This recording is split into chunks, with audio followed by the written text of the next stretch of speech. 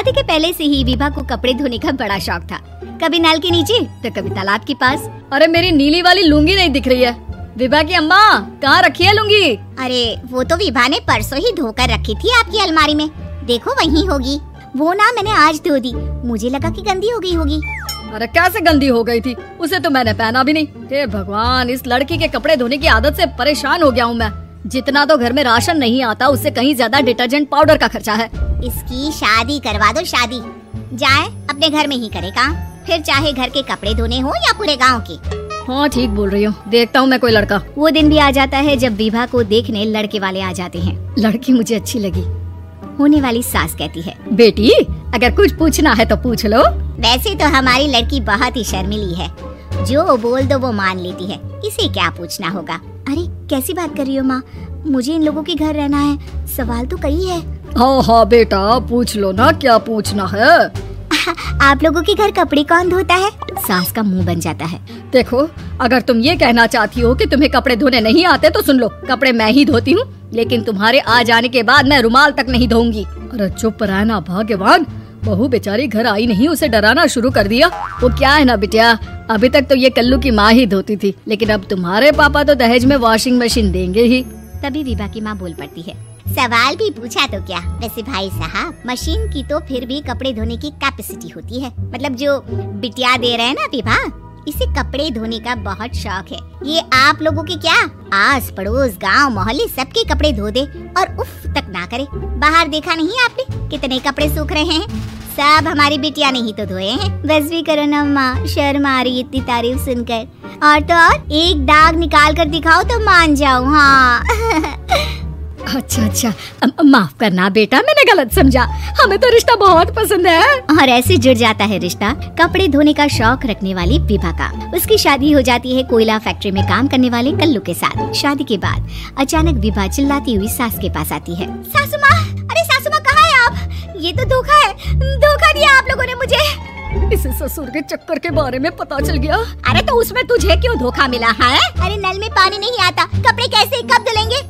अच्छा तू पानी नहीं आ रहा उसकी बात कर रही है? तो आपने क्या सोचा? कुछ नहीं। अच्छा तेरी माँ ने कहा था कि कपड़े धोने का शौक है तुझे, याद आया मुझे।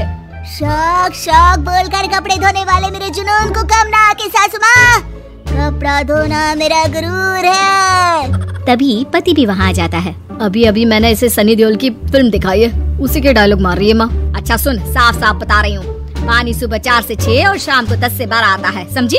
विभा टाइमिंग सुनकर हैरान हो जाती है, ये क्या भूतों का मोहल्ला है? सुबह 4 बजे उठकर कौन कपड़े धोता है? 4 बजे टंकी में पानी जाता है, फिर सारा दिन धोना ना, किसने मना किया?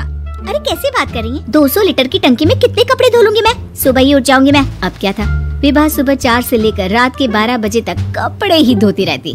एक रोज सास पड़ोस से निकलकर कहीं जा रही होती है कि साथ वाली कहती है, हाँ कल्लू की माँ, जरा ये बताओ कि 2 साड़ी है, 2 ब्लाउज और एक पेटीकोट और एक नाड़े वाला लंबा कच्छा।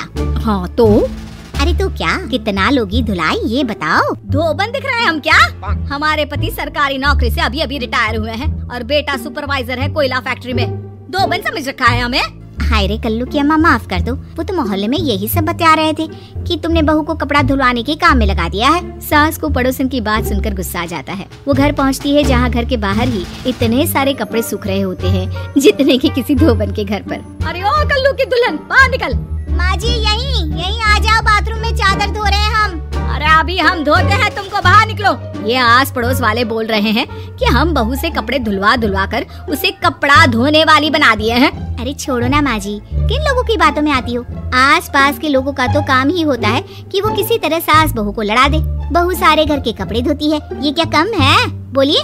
सास को भी लग जाता है कि वो बहू का ये सनकीपन नहीं छुड़वा सकती, इससे अच्छा है कि खुद ही चुप हो जाए। एक रोज सास और बहू मंदिर जाते हैं, जहाँ सास की साड़ी वहाँ खड़ी भीख मांगने वाली से मिलती है। माँ जी क्या बात है, आपकी साड़ी उस भिखारन से कितनी मिल रही है ना?